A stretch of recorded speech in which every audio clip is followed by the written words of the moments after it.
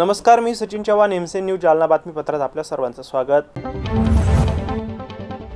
या बातमीपत्राचे प्रायोजक आहेत संजीवनी मल्टी स्पेशालिटी हॉस्पिटल। आपल्या आरोग्याची संजीवनी, the skill to heal, the spirit to care. Gyan Sanjeevani foundation school शैक्षणिक वर्ष 2026-27 साठी प्रवेश सुरू।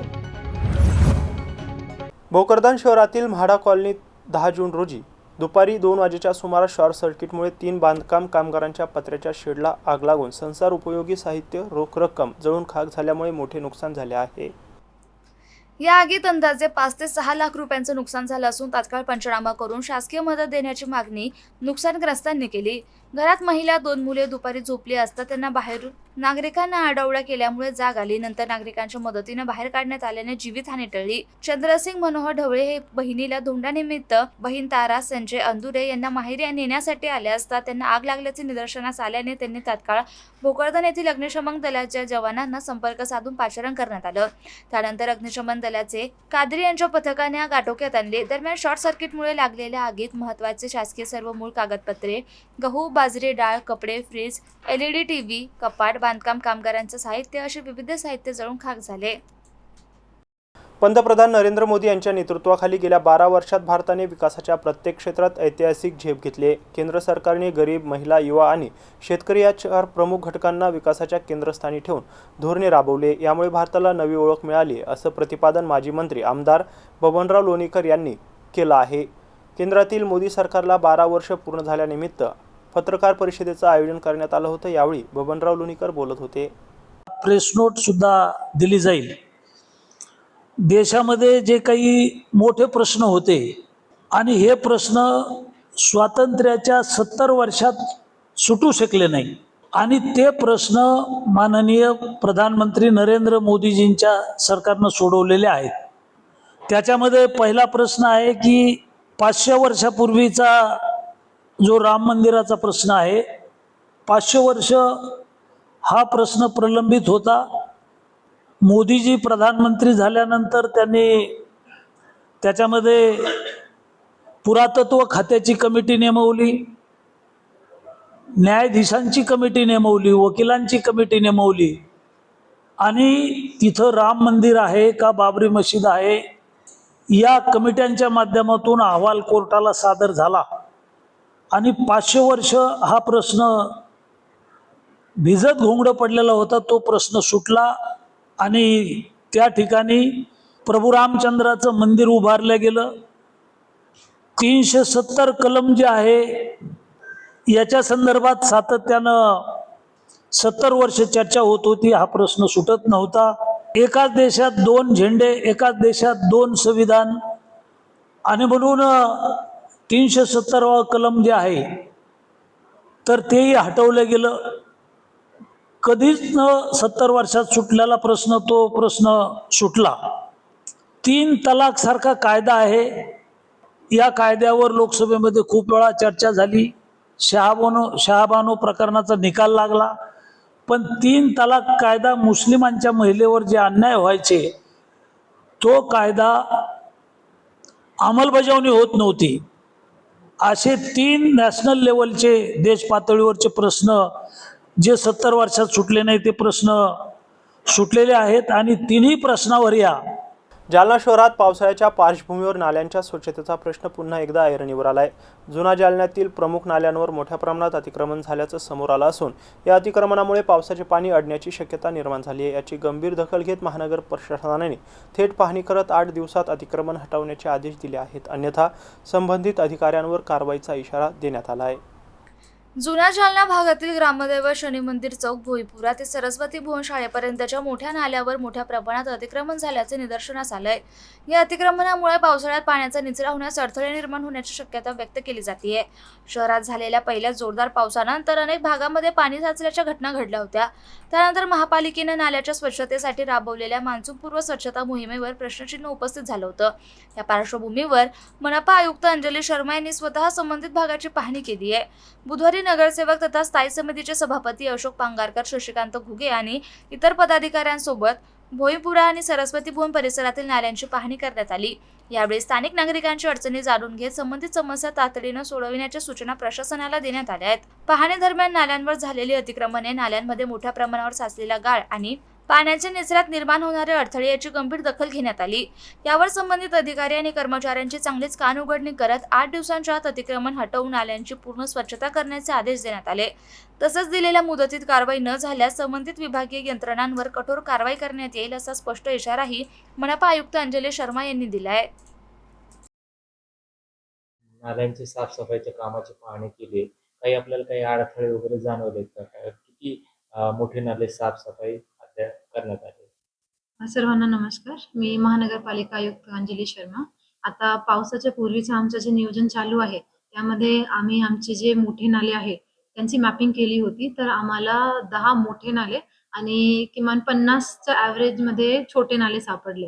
हे 60 नाल्याचं आम्ही नियोजन केलं आहे आणि 20 दिवसापासून आमची नाल्याची सफाईचा कार्यक्रम सुरू आहे. हेच निमित्ताने मी एक व्हिजिट केली होती. ऑल्सो आमच्या इथला एक खूप जुना सरस्वती स्कूल आहे. तो सरस्वती स्कूलचे प्रिन्सिपलनी मला रिक्वेस्ट केली होती की त्यांचे कंपाऊंडच्या मागचा जे मोठा नाला आहे तो व्यवस्थित साफ झाला नाही. तर त्याच्या हिशोबाने आम्ही तिथे व्हिजिट केली. त्यामध्ये आम्हाला असं आढळलं की तो खूप मोठा नाला आहे. आपले जे 10 मोठे नाले आहेत त्यामधला एक आहे आणि काही लोकांनी तिथे घराचं अतिक्रमण केलं आहे. त्यामुळे काही जागा रुंदी कमी झाली आहे आणि कचरा खूप साचला होता. तर आता आमच्या इन्स्ट्रक्शन टीमला हे देण्यात आले की तिथला कचरा आम्ही 2 ते 3 दिवसामध्ये उचलू, ते साफसफाई व्यवस्थित करू आणि आमचं नियोजन असं पण आहे की जरी गव्हर्नमेंटचा अप्रुव्हल आला तर तिथे जे मोठा ड्रेनेज आहे तो आम्ही कव्हर करून आणि तिथलं जे अतिक्रमण आहे त्यांना प्रधानमंत्री आवास योजनेमध्ये जरी ते बसताय कायद्यात तर तिथे घर देऊन तिथलं अतिक्रमण पण काढू. मला हे पण सांगायचं आहे की याच्यासोबत दुसरी व्हिजिट जी आम्ही काल केली होती ते भागीनगरची केली होती. सर्वांना माहिती असेल की तिथे जेवढे घर आहे आपले ते मागचे पावसाला पण 4 ते 5 फीट पाणीमध्ये होते. तर तो व्हिजिट आम्ही एक केली. तिथलं पण नाल्याचा जे विषय आहे तो आम्ही चेंबर्स उघडून जे बंद होते ते उघडून त्याची नाल्याची साफसफाई केली आहे.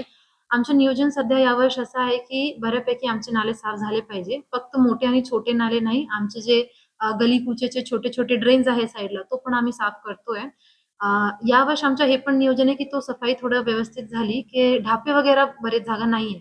तिथे आम्ही ढापे ठेवू आणि लोकांना माझं निवेदन थोडं असं आहे हे मीडियाच्या मार्फत की तुम्ही तुमच्या नाल्यामध्ये किमान कचरा नाही टाकू ना. बरेच नाल्यामध्ये आम्हाला असं सापडलं की जे 5 ते 10 वर्षापूर्वी साफ पण नाही केले गेले होते. तिथे खूप कचरा आहे, खूप प्लास्टिक आहे आणि त्यामुळे सफाई करण्यामध्ये पण अडचण येते. छोटे-छोटे नालेमध्ये आता मला अशी अडचण येत आहे की आमची जेसीबी जी आहे, आम्ही काल छोटी जेसीबी आणि छोटी पोकलेन पण बोलावली होती औरंगाबादहून, पण तो पण जाऊ शकत नाही. असे आमचे काही कंजेस्टेड स्पेसेस आहेत. तर तिथे आम्ही जेवढे लेबर लावू शकते त्यांच्या सहकार्याने आम्ही सफाई करतोय. तुम्ही जेवढी आमची टीम येते फील्डला त्यांना सहकार्य करा. एकदा सफाई झाली थोड्या दिवसात ते ओपन असतील ड्रेन. आम्ही आमच्या ढापे टाकायचं काम सुरू आहे. तरी जरी ओपन तुम्हाला दिसले तर किमान कचरा तिथे टाकू नये आणि त्यांना सहकार्य करा. तेवढी आमची अपेक्षा आहे. आणि यावेळी जे आमचे मोठे-मोठे एरियाज आहे, कोठारीनगर झालं, भाग्यनगर झालं, अर्जुननगर झाला, त्याचं आमचं नियोजन आहे की यावेळी किमान पाऊस जरी जास्त आली एल निनोच्या इफेक्टमुळे तर जास्त पाणी साचणार नाही. दुसरं आम्ही हे पण लोकांना आवाहन करते की जरी तुमचे काही सजेशन्स आहेत, तुमच्या एरियाचा नाला साफ नाही झाला तर तुम्ही आमच्या ऑफिसला येऊ शकतात, मला भेटू शकतात, माझ्या टीमला भेटू शकतात आणि आम्ही नक्की तिथे प्रयत्न करू की तिथले नाले पावसापूर्वी किमान साफ झाले पाहिजे आणि पुढे एकदा पाऊस संपले की तिकडचं नियोजन व्यवस्थित करून त्याला ढापे ठेवू आणि कव्हरिंग पण करून घेऊ. आतापर्यंत किती नाले साफसफाई म्हणजे प्रगती पथावर आहे? आतापर्यंत आमचे 50 ते 60% नाले जे आहेत ते बऱ्यापैकी साफ झाले आहे. आम्ही सर्वात पूर्वी 15 ते 20 दिवसमध्ये जेसीबीचा वापर केला होता. दुसरं आम्हाला अशी अडचण आली नंतर की काही नाले होते जिथे जेसीबी जात नव्हती. तर तिथे आम्ही पोकलेन लावली आहे आणि छोटी पोकलेन पण आम्ही घेतली आहे. आता तिसरा जे आमचा सफाईचा टप्पा आहे त्यामध्ये आमची अडचण आहे की मशीनने ते होत नाही. तर आम्हाला लेबर लावून त्यामध्ये वेळ पण जाईल आणि जास्त लेबर पण लावावी लागेल.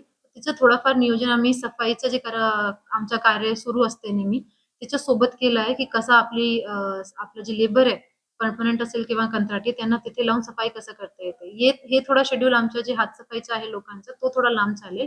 पण बऱ्यापैकी जे मशीनने साफ करायचं होतं तसं झालंय. जालना शहरात वाढत्या पाणीटंचाईच्या पार्श्वभूमीवर महानगरपालिका प्रशासनाने जलसंधारण आणि भूजल पातळी वाढवण्यासाठी महत्त्वाचं पाऊल उचललंय. महाराष्ट्र शासनाच्या धर्तीवर ग्रामीण भागात यशस्वी ठरलेल्या जलतारा प्रकल्पाच्या माध्यमातून आता जालना शहरातही पाणी पुनर्भरण मोहिमेला सुरुवात करण्यात आली आहे. भोकरदन नाका परिसरात या प्रकल्पाचं पहिलं काम पूर्ण करण्यात आलं असून मार्च 2027 पर्यंत शहरातील विविध प्रभागांमध्ये तब्बल 100 जलतारा प्रकल्प राबवण्याचं नियोजन करण्यात आलं आहे. जालना शहर महापालिका क्षेत्रात दिवसेंदिवस वाढणारी पाणीटंचाई आणि भूजल पातळीतील घट लक्षात घेता पाणी पुनर्भरणासाठी महापालिका प्रशासनानं महत्त्वपूर्ण पाऊल उचललं आहे. महाराष्ट्र शासनामार्फत ग्रामीण भागात प्रभावीपणे राबवण्यात येणारा जलतारा प्रकल्प आता जालना शहरातही सुरू करण्यात येत असून त्याद्वारे भूजल पुनर्भरणाला गती देण्याचा प्रयत्न केला जाणार आहे. या उपक्रमाचा प्रारंभ जालना महापालिकेच्या भोकरदन नाका येथील जागेवर करण्यात आला आहे. येथे जलतारा प्रकल्पाअंतर्गत पाणी पुनर्भरणाचं काम पूर्ण करण्यात आलं असून पावसाचं पाणी जमिनीत मुरवून भूजल पातळी वाढविण्यावर या प्रकल्पाचा भर राहणार आहे. विशेष म्हणजे ग्रामीण भागात या प्रकल्पामुळे मोठ्या प्रमाणात जल पुनर्भरण झाल्याचा सकारात्मक परिणाम दिसून आले आहेत. त्याच धर्तीवर शहरातही पाण्याची उपलब्धता सुधारण्यासाठी महापालिका प्रशासनानं व्यापक नियोजन केलंय. महापालिकेच्या नियोजनानुसार मार्च 2027 पर्यंत जालना शहरातील विविध भागांमध्ये आणि प्रत्येक प्रभागात किमान 2 याप्रमाणे सुमारे 100 जलतारा प्रकल्प उभारण्याचं उद्दिष्ट ठेवण्यात आलंय. त्यामुळे भविष्यात भूजल पातळी वाढवण्यास मदत होऊन शहरातील पाणी टंचाई कमी करण्यास मोठा हातभार लागणार असल्याचं प्रशासनाचं म्हणणं आहे. दरम्यान भोकरदन नाका येथील हा प्रकल्प कुंडलिका सीना नदी रिझर्वेशन फाउंडेशन यांच्या माध्यमातून साकारण्यात आला आहे. भविष्यात अशा प्रकल्पांसाठी CSR निधी तसेच महापालिकेच्या निधीतूनही कामे हाती घेण्याचे नियोजन प्रशासनाकडून करण्यात आले आहे. जालना शहरातील वाढत्या पाणी समस्येवर दीर्घकालीन उपाययोजना म्हणून या प्रकल्पाकडे पाहिलं जात आहे. काही वृक्षारोपण वगैरे काय? वृक्षारोपण नाही, आमचं असं नियोजन होतं यावेळेस की जालन्यामध्ये पाणीचं जे प्रॉब्लेम आहे ते नेहमी राहतो आणि पाणीचं जे लेवल आहे ग्राउंड वॉटर लेवल तो पण खूप कमी झाला आहे अशी माहिती बऱ्याच लोकांकडून आली आहे. त्यांचे बोरवेल वगैरे मध्ये पाणी नाहीये. तर आमचं थोडंसं नियोजन होतं की गव्हर्नमेंट ऑफ महाराष्ट्राची एक स्कीम आहे जलतारा म्हणून. ते रुरल एरियामध्ये खूप प्रमोट करताय की ॲग्रिकल्चर फील्ड्समध्ये जलतारा वगैरे असला पाहिजे जेणेकरून पाणीचं जे लेवल आहे वॉटर लेवल ते वाढू शकते. तर लास्ट पाऊसचं जे आमचं जे एक्सपिरियन्स होता त्या निमित्ताने आम्ही यावर्षी थोडासा ट्राय करते की सिटीमध्ये पण आपण हे जलताराचा प्रोग्राम लावू शकतो का. तर तोच आयडियाने आपण आता आमची जी जागा आहे भोकरदन नाक्याची जिथे आमचं डॉग शेल्टर आहे तिथे ओपन स्पेस होता आणि तिथे नॉर्मल वॉटर फ्लो आहे, खूप पाणी साचते. तर तिथे आम्ही एक 10 फुटाचा जलतारा केला आहे. तो जलताराचं स्ट्रक्चर आमचं खूप सोपं आहे की एक JCB घेऊन 10 फुटाचं एक स्ट्रक्चर करायचं, त्यामध्ये थोडे मोठे स्टोन्स टाकायचे, 2-3 लेवल रेतीचे टाकायचे आणि हे नॉर्मल फ्लो जे असते वॉटरचा तिथे करायचं. जेणेकरून 2 आपले सोल्युशन होतील. एक तर जसं मी सांगितलं की वॉटर लेवल वाढणार आहे, तिथे पाणी साचते आणि दुसरं जे पाणी साचत होता पूर्वी आणि लोकांच्या घरात जात होता किंवा लोकांना त्रास देत होता तो पण थोडा कमी होईल. हे आमचं नियोजन यावर्षी असं आहे की मार्च 2027 पर्यंत आमचं जे फायनान्शियल इयर संपते त्यापर्यंत आम्ही 100 किमान जलतारे करू शकणार. हे फक्त एक आम्ही सुरू केलंय आणि 122 प्रत्येक वॉर्डमध्ये 2 ते 3 आम्ही आयडेंटिफाय पण केलंय. 122 आमचे आयडेंटिफाईड आहे. असं नियोजन आहे की पुढचे 3 ते 4 महिन्यामध्ये 122 आम्ही कंप्लीट करू आणि किमान 100 तर करू. 122 ची लिस्टिंग केली आहे. यामध्ये माझं फक्त थोडं आव्हान असं आहे की आम्ही आता पब्लिक स्पेसेसमध्ये सुरू करतोय, जी आमची स्वतःची जागा आहे किंवा शासकीय जागा आहे. पण मला वाटतं की जे रेसिडेन्शियल कॉलनीज आहेत तिथे पण ओपन स्पेसेसमध्ये हे असला पाहिजे. आम्ही काही रेसिडेन्शियल कॉलनीज पण घेतली होती त्यांची ओपन स्पेसेस, पण लोकांचा एवढा सहकार आम्हाला भेटला नाही. त्याचं कारण असं होतं की लोकांना जलतारा काय असतो तेच माहिती नाही. त्यांच्या एरियामध्ये JCB आली ते थोडं घाबरतात. तर मीडिया मार्फत ही मी सगळ्यांना सांगून इच्छिते की जलताराचा कॉन्सेप्ट एक सोकपीट असते आपली शौच खड्डासारखी. तुम्हाला एक 10 फीटचा खड्डा करायचा, त्यामध्ये हे मोठे पत्थर टाकायचे, इटा-विटा पण टाकू शकते आणि तिला कव्हरिंग करायची. म्हणजे एकदा तो कव्हर झाला तुम्हाला माहिती पण पडणार आहे की इथे जलतारा झालाय आणि तो स्लोप प्रमाणे व्यवस्थित केला की पाणी साचणार नाही, तुमचं वॉटर लेवल पण रेसिडेन्शियल एरियाचं वाढेल. ते खूप एक आमची चांगली स्कीम आहे जलतारा स्कीम. तर हळूहळू करून आम्ही हे वाढवणार आमचे जलतारा आणि आम्हाला अपेक्षित आहे की लोकांचा सहकार पण आम्हाला भेटेल. आजचा जे प्रोग्राम आहे ते आम्ही स्पेसिफिकली महानगरपालिकेच्या मार्फत नाही केला. आमचा आजचा प्रोग्राम कुंडलिका सीना नदी रिज्युनेशन फाउंडेशन त्यांनी आम्हाला खूप सहकार केला होता. तर त्यांनी पुढाकार करून एक हे जागा सुरू केली आहे. थोडाफार आम्ही NGOच्या आणि CSRचा सपोर्ट यामध्ये घेऊ आणि थोडंफार स्वतः जे आम्ही करू शकते आमच्या निधीमधून तेवढं पण करू. तर आमची अशी अपेक्षा आहे की या वर्षानंतर थोडा 1 वर्षानंतर वॉटर लेवलची जी परिस्थिती आहे सिटीची तो थोडी व्यवस्थित म्हणजे चांगली झाली पाहिजे असं आमचं थोडं. याबरोबरच हे बातमीपत्र इथं संपलंय. पुन्हा भेटूया पुढील बातमीपत्रात. तोपर्यंत पाहत राहा MC न्यूज जालना. नमस्कार.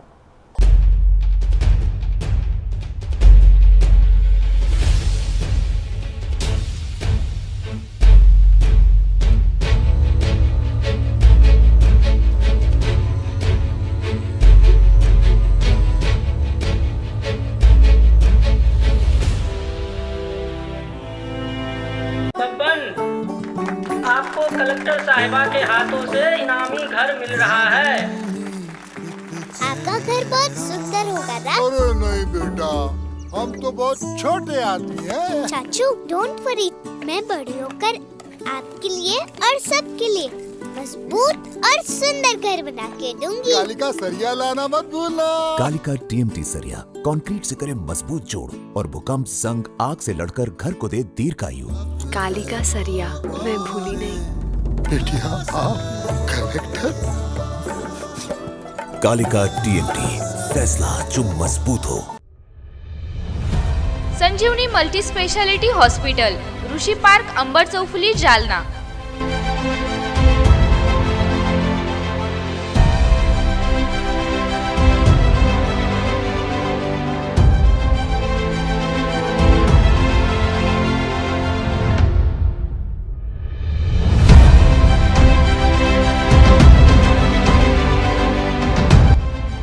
महात्मा ज्योतिबा फुले जन आरोग्य योजना आणि प्रधानमंत्री जन आरोग्य आयुष्मान भारत योजना उपलब्ध.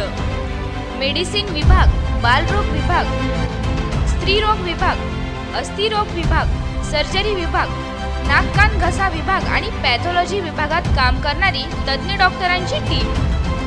उपलब्ध सुविधा ICU, NICU, जालना शहरातील अद्ययावत ultima of 100 with stent boost cath lab. Modular operation theatre, dialysis विभाग, cardiac care unit CCU, angiography सुविधा, एंजिओप्लास्टी सुविधा, 24 तास अत्यावश्यक सेवा आणि कार्डियक ॲम्ब्युलन्स उपलब्ध. महाराष्ट्र पोलीस कुटुंब आरोग्य योजनेसह सर्व आरोग्य विमा कंपन्यांचे कॅशलेस उपचार. संजीवनी मल्टी स्पेशालिटी हॉस्पिटल, आपल्या आरोग्याची संजीवनी.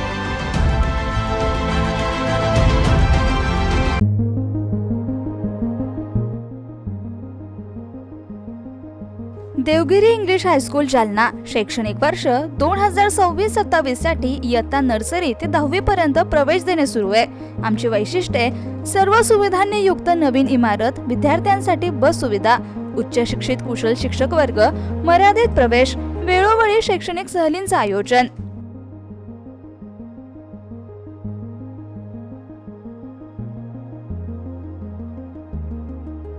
देवगिरी इंग्लिश हायस्कूल, गायत्री लॉन्सच्या पाठीमागे, अंबड चौफुली, जालना. संपर्क क्रमांक 9371261777 आणि 9623756132. आजच तुमचा प्रवेश निश्चित करा.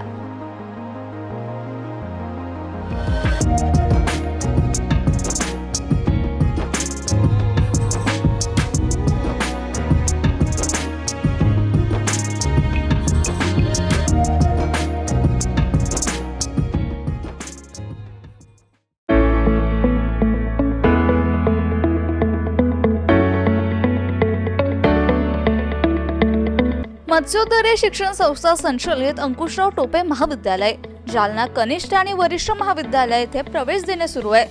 महाविद्यालयास बँगलोर येथील नॉर्थ मार्फत पूर्ण मूल्यांकनात 3ऱ्या सायकलमध्ये अ दर्जा प्राप्त करणारे जालना जिल्ह्यातील प्रथम महाविद्यालय.